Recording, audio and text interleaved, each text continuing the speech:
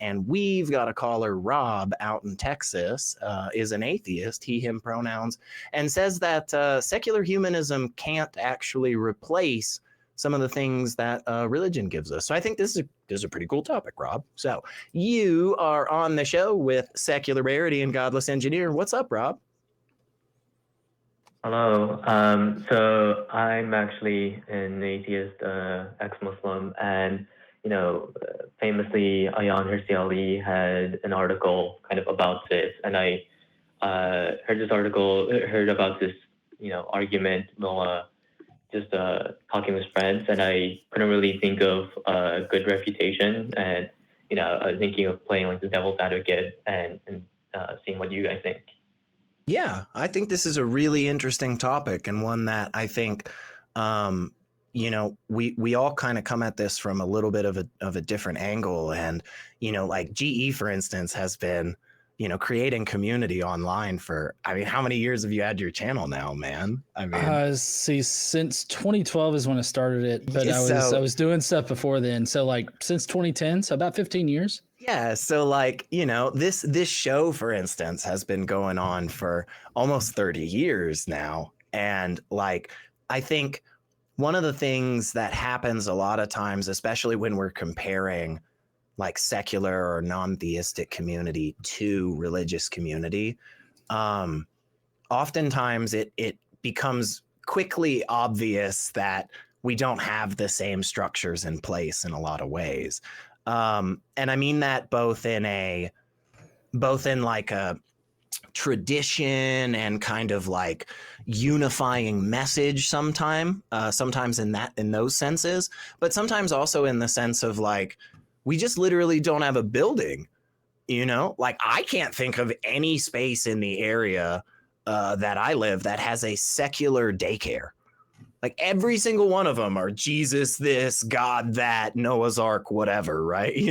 So like sometimes it's like a financial, and it's like a a physical, we don't have enough chairs type of thing, but in other times it can feel like we don't have traditions that we can all kind of get behind and do together. All the Christians know all the frickin' songs, right? And they all sing them and they do the hand motions together and whatnot. We don't really have that a lot of times, it feels like. I do think that it exists in a lot of ways.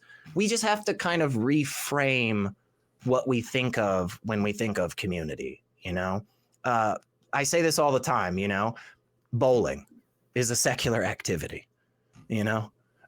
Music concerts is a secular activity. Potlucks are a secular activity. Going out and helping people in your community, right? Whether it's picking up trash or whether it's helping to mow lawns in a neighborhood. All of those things are secular activities, And what we need to do is really recognize that we're in a different space now, and we have to shift how we build these spaces and how we maintain them.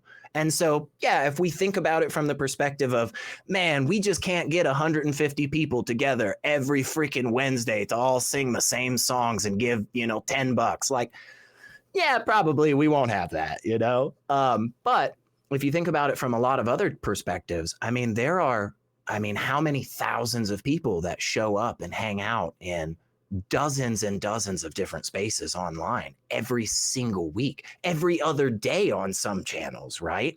I mean, that's pretty cool. I'm really proud of that, What do you think? What do you think, GE? Yeah, so I think that any belief that doesn't comport with reality or that doesn't give you an accurate view of reality has the potentiality to like harm you and harm others around you. So like, I guess I understand why people might be saying that like the myths and narratives and like the community provided by religion are sort of like a necessary thing. That just says to me that like people think so little of either religious people or think so little of people in general that they can't cope without some kind of like controlling aspect to their life that distorts their view of reality and distorts it in a way that makes them easily controlled and easily manipulated. I feel like I have, I say this with an asterisk with a little bit of nuance. I feel like most people can be smart enough and can be intelligent enough to be able to find that kind of community or to do those things with an accurate view of reality instead of an inaccurate view of reality. So I've been like Secular Rarity said at the beginning of this. I've been doing this for 15 years, and people here at the ACA have been doing this community building for far longer than that. I think that community building is not something that we can't do. I just think that because of the minority of atheists that are out there and a minority of groups that are out there to provide similar communities to religious communities, I think that's really the only barrier at this point. I think that people can find all of the things that you can get out of a religious community. You can definitely find those in a secular community. It's just a matter of, I think, the popular opinion of believing in some kind of creator. This whole idea that, oh, if you don't believe in a creator, you don't believe in Jesus, you don't believe in God, then that has some kind of moral implication to your life or anything like that. I just don't think that's true. Mm-hmm. What do you think, Rob? Yeah, so both of you had, I think, two very different arguments, and I kind of made similar arguments as well. And, playing devil's advocate, some of the responses that I heard was, if you try to create an atheist community, that's obviously possible, but you can't replace the history and, just the prevalence of religious imagery. For example, when a writer is, creating a movie or writing a novel, there's, a lot of times they make allusions to, the Bible, and you have like Totally. this imagery or like build up these cliches. And Yeah. I think that's just like really hard or impossible to do with secular humanism. And there's no like centralizing figure or myth or like stories regarding those. I guess I just don't see the need for any of that. Like you can definitely reference it in a secular manner. That's done all the time throughout it. And I mean, I feel like there's often a misrepresentation, like sort of looking at these scriptures through like a very Christ-colored lens, if you will, because people often characterize these scriptures as being like, oh, so great, and like, oh, look at the wisdom that you can find in this particular section. And I guess maybe just because I've been doing this so long, like anytime I hear somebody talk about like the beautiful things about the scripture, I'm just sitting there like, yeah, but if I turn to Numbers 31 here, God is definitely telling Moses to go in there and kill children along with innocent women and other children, and then taking small virgin girls to force into marriages, which is a type of sexual slavery. I get that you want to look at the good parts of this, but like, I feel like the bad parts overshadow these good parts. Yeah. Like, I can't get past that. And I don't think that we should characterize the Bible as being all roses and everything. I just don't think we should do that. No, I totally agree. And I think that's one of the points that I really, really love to focus on, because, I've heard this phrase before by different Christians. They'll say like, well, you turned away from religion because of the church. But did you turn away because of Jesus? As if like I've never looked into, what the purported life of this individual is, right? Like, of course I have. Of course I've looked into the teachings that he says, right? And there are dozens and dozens of people and videos and places out there, you can go sit down and hear a fantastic breakdown of all the nuances about the Sermon on the Mount, and hear a bunch of different really smart people tell you all kinds of really cool thoughts you didn't look at before. You're like, wow, I thought blessed are the meek was a good thing, but now that I think about this, no, this is kind of fucked up. I really do think when we look at the things that come to us from religion, like let's take one we don't often talk about on here, Hinduism. There's this interesting story, and I'm sure I'm going to get some things wrong, and somebody's going to yell at me in the chat and tell me how much of a dick I am. But if you read some of those ancient texts, there's this moment where this one guy is like really bummed out because he looks down over the hill and he sees like thousands and thousands of people being slaughtered because of this battle that he is directing. He says, yeah, go army, go kill those people. And for a moment, he realizes that all of these people are his friends and his family on both sides. And he sees all of the violence and the hatred and the destruction that's going to happen years and years from now because of this one battle. And right before he tells everybody to stop, a god comes down and tells him like, nah, don't worry about all that shit, man. Heaven and afterlife and whatnot. And it's like, whoa, wait a second. That's gross. That's terrible, man. Like, at the core of all of these ideas is something really, really disgusting. And I do think if we reframe our view on community just a little bit, I think we can see that actually the best community that we have right now is a secular humanist community.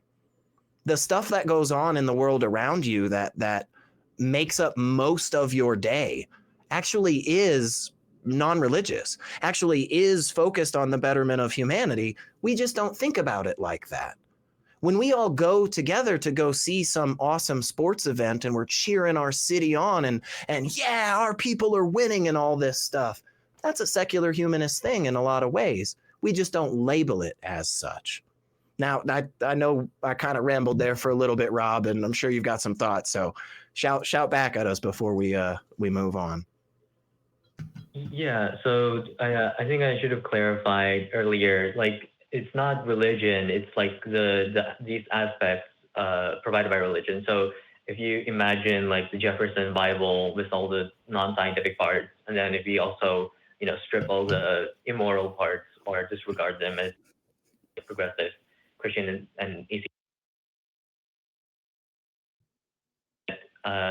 like Alex O'Connor kind of makes this argument that new atheism, and I'm a big fan of Christopher Hitchens, but they come in, try to like bring a wrecking ball to religion, but don't have anything really solid to back it up, and as a replacement. Well, so it's like there's not something to rally behind.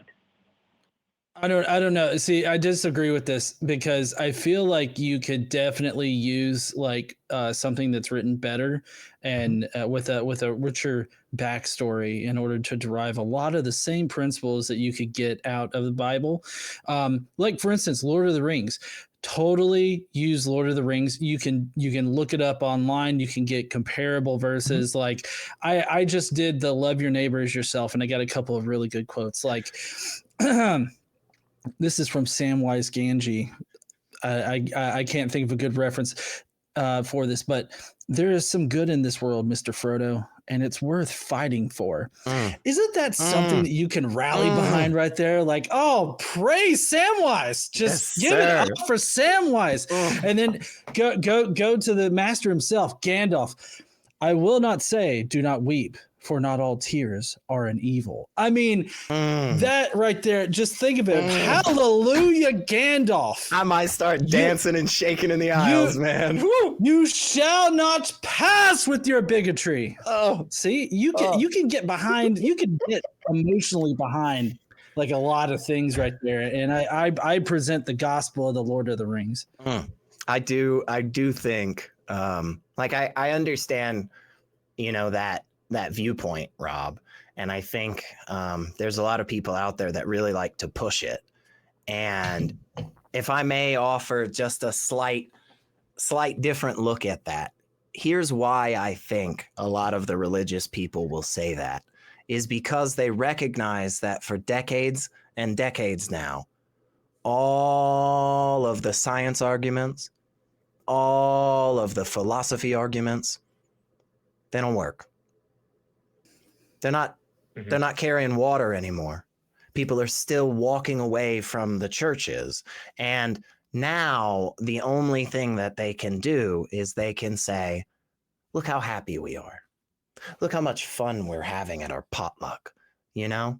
But I think just like the scientific arguments, just like the philosophical arguments, when you push back on that, even in the slightest bit, what you find is that the Southern Baptist Convention headquarters, a $50+ million building downtown in my city, is being sold so that they can pay for the legal fees for abuse victims. Legal fees, by the way, to defend their priests that abused kids, allegedly, right?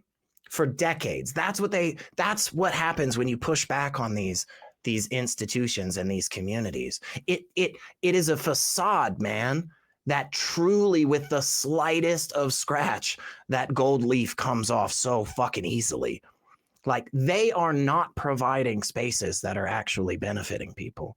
Time and time again, there are people that have been active members of a church for decades, have blood, sweat, and tears, have devoted their lives, have given everything to those communities. And all of a sudden, nobody calls.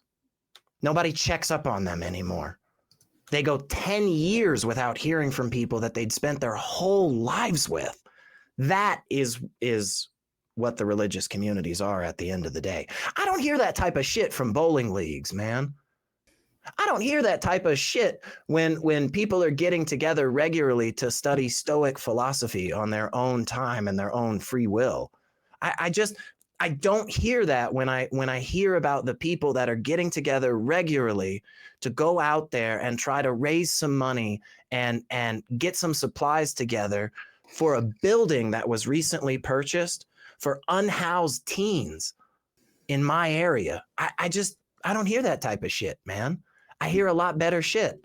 I really do think the secular humanist community is already the bigger and better community. We just don't see it like that yet. What do you think, Rob? Mm-hmm. Yeah. So I think one of the parts you guys said was, we're underestimating religious people. And I would say, perhaps looking back even at the history of the callers to the show, we might be overestimating, religious people in that. I think that, for example, nationalism is the replacement of, religious fervor and, the rise of Trump and all of that. It's because they're losing the sense of community and, that rallying cry. So they find another rallying cry and, another group in politics. And people just need that reassurance that they have this all-powerful force behind them.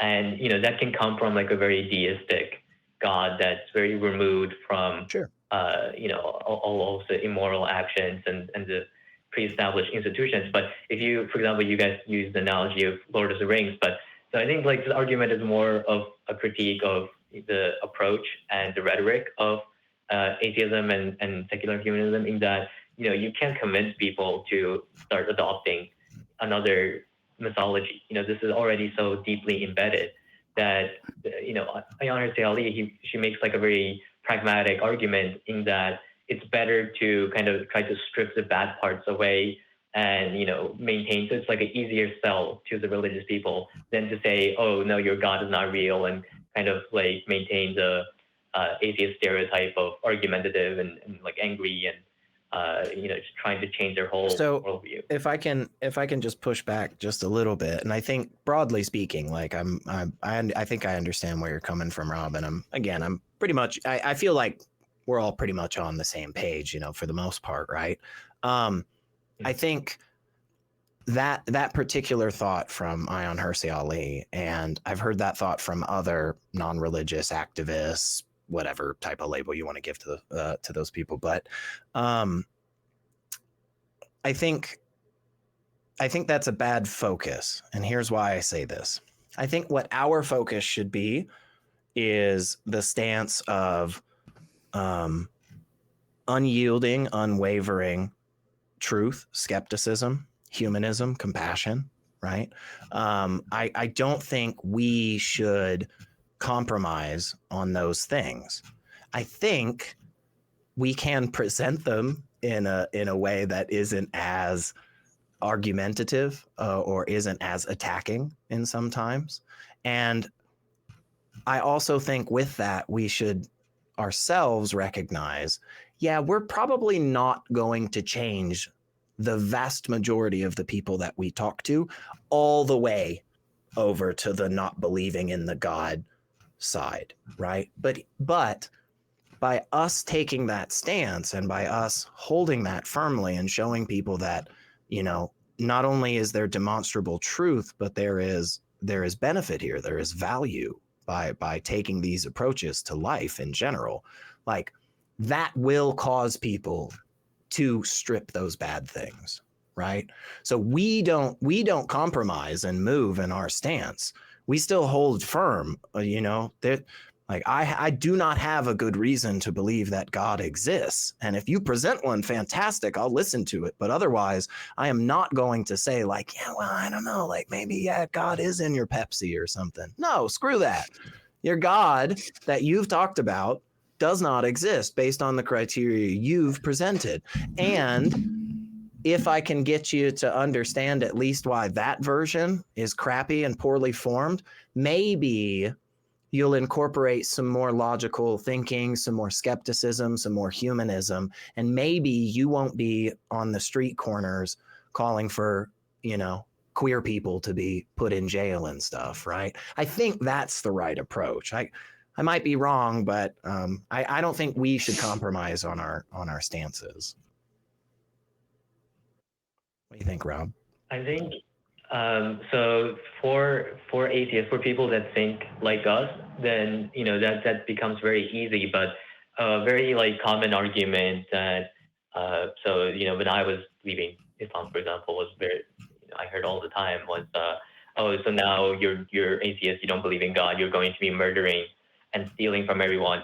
And so obviously the atheist response is we have a conscience that prevents us from doing it. But the very fact that they ask that and you know that's their way of thinking kind of reveals that you know they don't have that stop. And I for sure personally know of and could speak of a lot of people that without you know that constraint of God would very much you know act with you know, without that external barrier. So you know obviously for a lot of people that like you who think, oh, if there's no evidence then I'm not going to believe it, you know that's completely you know those people we don't have to worry about. But for the ones that we do have to worry about, you know religion is still like a very good pacifying tool. You know it's the opiate of the masses. And Voltaire also said like you know I'm not religious but I would prefer my maid to be religious or Christian or whatever. Like I will say, Rob, I'm sorry to cut you off a little, but I do agree that there is a negative view of atheists in this country, in this world. We are when we just go out there and poll the average person on the street, apparently they don't like atheists. Like we are well low on the list, you know. I totally agree. And you did mention, you know, like the new atheists, like, you know, Hitchens and Harris and Dawkins and Dennett, you know, those guys and a few others. And yeah, I think that kind of attitude and that kind of flavor has carried over into a lot of the way that people view non-religious people in general. But I would also say that there's quite a lot of other people out there, you know, that have been doing this for a long time and, you know, bring in a lot of humor, are very compassionate, are very knowledgeable, you know, and no, I'm not setting you up to call you out, GE. I said compassionate and knowledgeable and funny. Like, no.